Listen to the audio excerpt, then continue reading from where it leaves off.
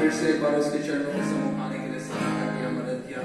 सो उस महान परमेश्वर का हम धन्यवाद करते हैं। आइए उसको हम आदर दें, उसकी महिमा करें, उसकी प्रशंसा करें।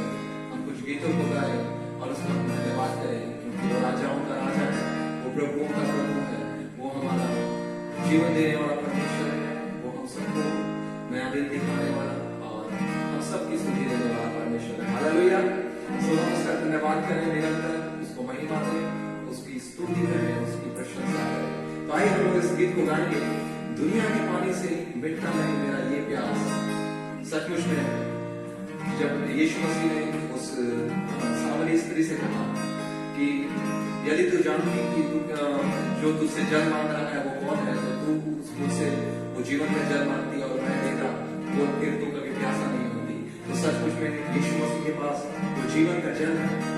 सो आइए हम इस जीवन के जल को यीशु मसीह से मांगे, हम फिर कभी प्यासे ना हो और हम निरंतर यीशु में बने रहने पाए और उसकी महिमा करने पाए। हालेलुया। सो आइए हम इस गीत को गाएंगे, हम तालियां बजाते हुए इस गीत को गाएंगे और परमेश्वर की महिमा करेंगे। आइए सबके साथ में मिलकर गाएंगे। दुनिया के पानी से मिटता नहीं मेरा ये प्यार,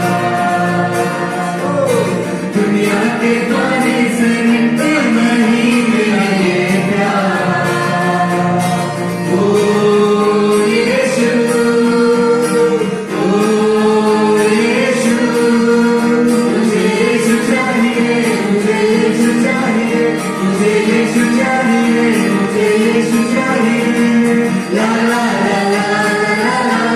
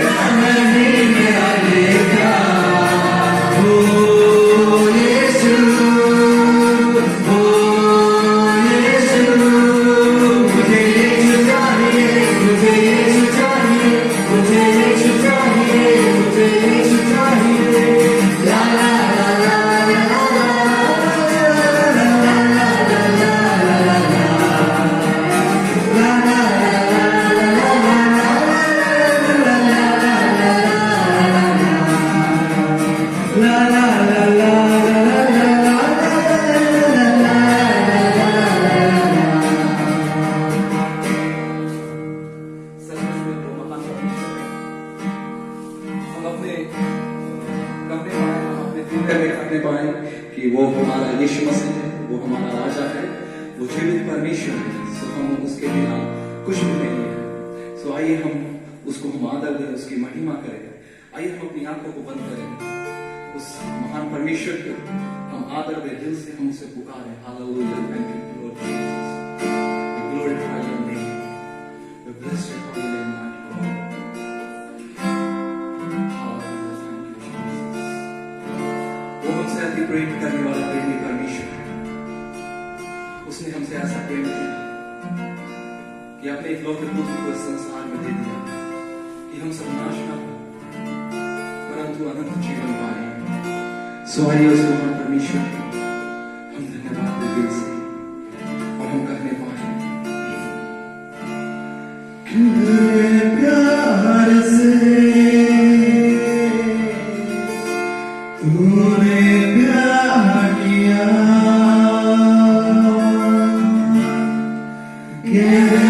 प्यार से तूने प्यार किया।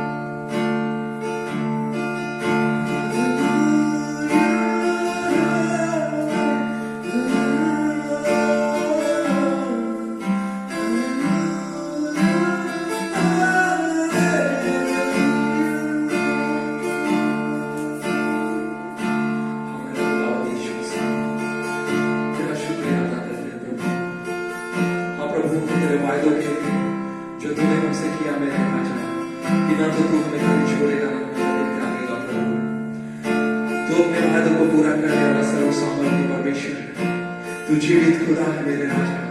तेरी स्तुति करते हैं, तेरा धन्यवाद करते हैं प्रभु। Hallelujah, thank you Jesus. इस घड़ी दुआ करते हैं प्रभु, इतना परमेश्वर तू प्रभु अपने हाथों में तू हम सबको संभाल रहा है प्रभु। हाँ प्रभु, कई बार हम तुझसे दूर चले जाते हैं प्रभु जी। हाँ प्रभु, तेरी हुजूरी से हम दूर चले जाते हैं, हम अपनी मनमानी कर बैठते हैं, तेरी आज्ञाओं को तोड़ देते हैं मेरे खुदा। लेकिन प्रभु तू प्रभु जी मुझे दयालु है, तू क्षमाशील परमेश्वर है, तू प्रेमी परमेश्वर है मेरे खुदा। तो तेरा वचन कहता है हमारे पाप कितने भी लाल रंग के खुदा, लेकिन तू उसे धोकर शुद्ध करता है, इनके नाम पवित्र करता है प्रभु जी। हमारे खुदा तू हम सबको धोकर पवित्र कर, शुद्ध कर मेरे राजा। तू तेरी आराधना, तेरी स्तुति, तेरी महिमा हम सच्चे हृदय से करने वाले। हाँ प्रभु, तेरा धन्यवाद करते हैं फिर से एक बार प्रभु कि अब तक तूने संभाला है, जीवितों के बीच में रखा और तेरी महिमा करने के लिए सहायता किया, मदद किया मेरे खुदा। प्रभु हम विश्वास करते हैं कि तू इसी तरीके से हमें संभाले रखेगा मेरे खुदा।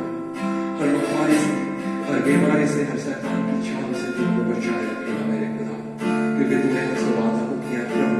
ना तो तू हमें कभी छोड़ेगा, ना हमें कभी त्यागेगा, और उस वायदे को तो पूरा करने वाला परमेश्वर है, क्योंकि तू मनुष्य नहीं कि तू झूठ बोले मेरे खुदा। हाँ प्रभु, तू सच्चा परमेश्वर है, तू जीवित परमेश्वर है। हमारी प्रार्थना को सुन प्रभु जी। हम सारे लोग फिर से तेरे हाथ में सौंपे जाते हैं और धन्यवाद के साथ ये प्रार्थना तेरे प्रिय पुत्र मसीह यीशु के नाम से मांगते हैं। दया से सुन और स्वर्ग राज में ग्रहण कर। आमीन। तो एक बार परमेश्वर की महिमा होने पाए और सबको यीशु मसीह के नाम में जय मसीह की। मैं परमेश्वर का व्यक्तिगत धन्यवाद देता हूं, क्योंकि एक बार परमेश्वर फिर से हमें ये मौका दिया कि हम परमेश्वर के चरणों में आ पाते हैं, उसके साथ संगति कर पाते हैं। और अब लगभग हम लोग हमारे झारखंड प्रदेश में लॉकडाउन के अंतिम दौर पर हैं। लॉकडाउन चल रहा है, परंतु मैक्सिमम सभी चीजें खुल गई है। और आज की रविवारी आराधना में परमेश्वर हमें खड़ा किया है, सो परमेश्वर की महिमा होने पाए। मैं समझता हूं कि आप सब लोग भी भले चंगे होंगे और प्रभु के साथ में अच्छा संबंध होगा। आइए प्रियो, इस लॉकडाउन में एक बात को हम लोग जानने का प्रयास करेंगे। एक वचन लिखा हुआ है जो मेरे मन में बार बार आता है, और वो है भजन संहिता और उसका 25 का 14 पद में। हम उसे पढ़ देंगे, भजन संहिता और उसका 25 भजन और उसका 14 आयत को। यहोवा के भेद को वही जानते हैं जो उससे डरते हैं, और वह अपनी वाचा उन पर प्रकट करेगा। एक और बार पढ़ेंगे। यहोवा के भेद को वही जानते हैं, यहोवा परमेश्वर के भेद को वही जानते हैं जो उससे डरते हैं, जो यहोवा परमेश्वर से डरते हैं, और वह अपनी वाचा उन पर प्रकट वह करेगा। अपनी वाचा उन पर, अर्थात जो उनके भय मानते हैं, डरते हैं, उन पर प्रकट करेगा। ऐसा परमेश्वर का वचन कहता है, और ये परमेश्वर का वादा है उन हर एक जन के लिए जो यहोवा परमेश्वर से डरते हैं। एक सवाल है मेरे मन में कि परमेश्वर के भय को या परमेश्वर के भेद को कौन समझ सकता है? प्रियो, परमेश्वर कोई तत्व नहीं है, वो आत्मा है, इसलिए वो आत्मा है। हम मटेरियल हैं, हम तत्वों से बने हुए हैं, इसलिए तत्व है। हम समय और काल से हम बंधे पाए जाते हैं, परंतु परमेश्वर स्वतंत्र है। परंतु बाइबल का वचन में कहता है उसका भेद को कौन समझ सकता है? कोरिन्थ की पत्री में पौलुस कहता है परमेश्वर का भेद को कौन समझ सकता है, या उसके मंत्री कौन हुए हैं, उसके सलाहकार कौन हुए हैं? कोई नहीं। परंतु यहां भजन संहिता में हम लोग पढ़े कि परमेश्वर का भेद को कौन समझ सकता है। ये आसान नहीं है परमेश्वर के भेद को समझना, मगर परमेश्वर उपाय रखा है। परमेश्वर का भेद को वही समझ सकता है जो परमेश्वर का डर मानते हैं या परमेश्वर का भय मानते हैं। Hallelujah, hallelujah.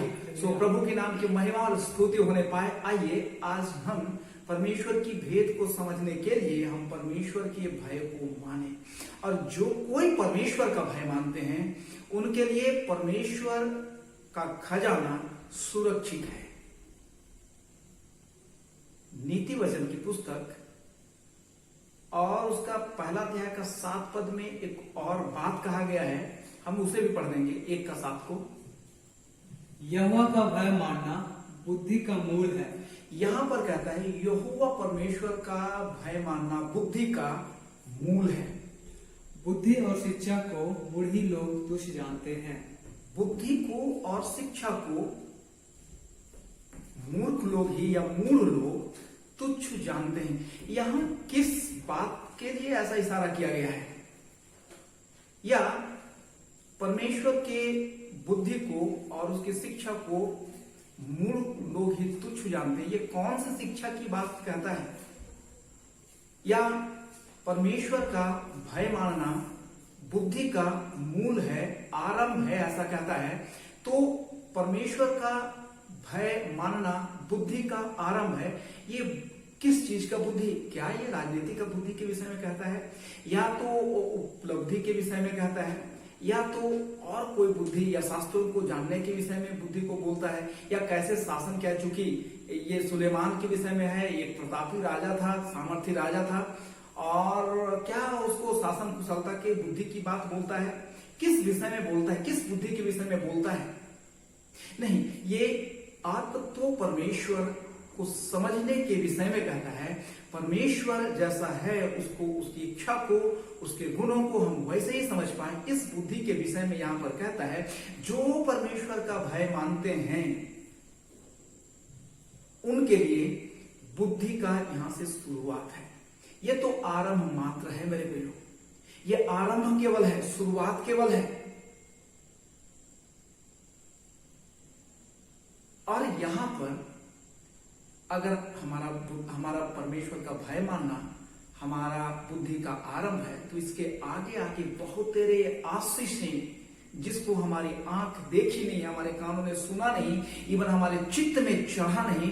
ऐसे बहुत तेरे आशीष परमेश्वर के पास में, उसके खजाने में हैं, जो अपने डर मानने वालों को, अपने भय मानने वालों को, अपने डरवैयों को वो देना है। एक वचन भजन संहिता में और कहता है, जो जिसको मैं ओरल ही कह देना चाहता हूं, बोलता है जवान सिंहों को तो घटी और कमी हो सकती है, परंतु मेरे डरवैयों को किसी भली वस्तु की घटी नहीं होगी।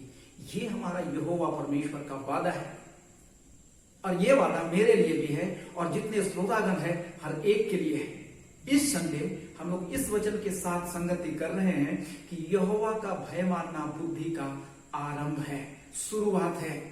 जो जो हम परमेश्वर को जानते जाएंगे त्यों त्यों हम दृढ़ होते जाएंगे। मगर एक बात बोल के मैं समाप्त करना चाहूंगा, एक और वचन को हम पढ़ देंगे, दूसरा का और उसका 7 पद को। वह सीधे लोगों के लिए खरी बुद्धि रख छोड़ता है। वो सीधे लोगों के लिए खरे बुद्धि रख छोड़ता है। जो खराई से चलते हैं उनके लिए वह ढाल ठहरता है। और जो खराई से चलते हैं वो उनके लिए ढाल ठहरता है। एक और बार पढ़ेंगे।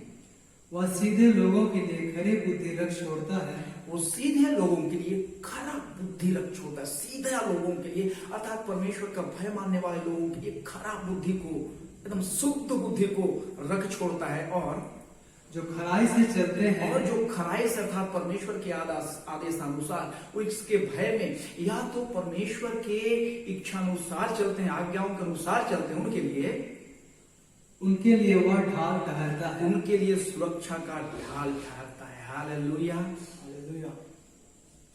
परमेश्वर का भय मानना बुद्धि का मूल है। जब हम परमेश्वर का भय मानेंगे तभी हम परमेश्वर की भेद को समझ पाएंगे। एलिया ना एलिशा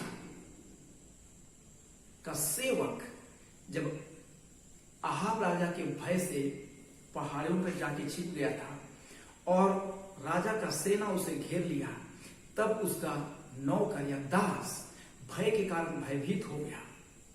परंतु भविष्यवक्ता ने प्रार्थना किया और कहा, हे प्रभु मेरे दास की आंखों को खोल दे। तब वो देखता है, यहोवा का भेद वहां खुल जाता है उसके लिए, और देखता है कि अग्निमय रथ और घोड़ा और सैनिक राजा के सैनिक से अधिक, राजा के सैनिक को ही घेरे हुए हैं, और तब उनको बल मिलता है और वहां से बच निकलते हैं। प्रियो, यदि हम परमेश्वर का भय को मानते हैं, उनकी भेद समझ में आएगा।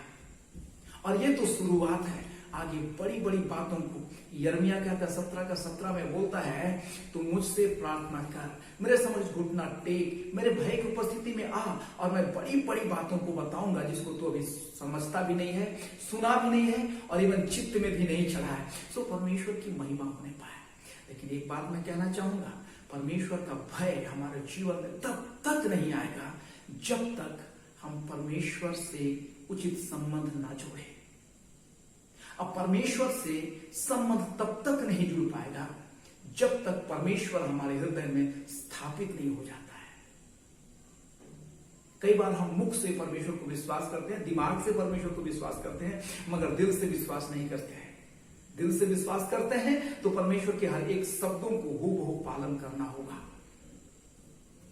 जैसे परमेश्वर ने कहा, मांगो तो दिया जाएगा और ढूंढो तो पाओगे, क्योंकि मांगने वालों को मिलता है और खटखटाने वालों को खोला जाता है। ये परमेश्वर का वचन है।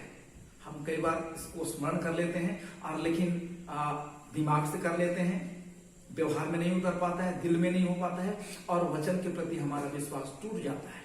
हम एक बार प्रार्थना करके छोड़ देते हैं, इवन कई बार विश्वास नहीं होता, हम भूल भी जाते हैं। तो लेकिन जब हम परमेश्वर के भय के अधीन में आ जाएंगे, परमेश्वर हमारे हृदय में स्थापित हो जाएगा, क्योंकि ये परमेश्वर का वचन है हमारे अंदर में। जब परमेश्वर स्थापित हो जाएगा, परमेश्वर के साथ हमारा संबंध गहरी हो जाएगा, तब ये वचन हमारे लिए जीवित हो जाएगा, और हम जो चाहेंगे वो हम कर पाएंगे। जैसा परमेश्वर के वचन में कहता है कि उसके लोग मनमाना भोजन किए, हम आशीष का भोजन कर पाएंगे, और परमेश्वर के भेद को हम समझ पाएंगे, और किसी भी चीज से हम भय नहीं खाएंगे। प्रभु इस आराधना में हम हर एक जन को आशीष देने पाए। सबों को प्रभु यीशु ख्रिस्त के नाम में जय मसीह की।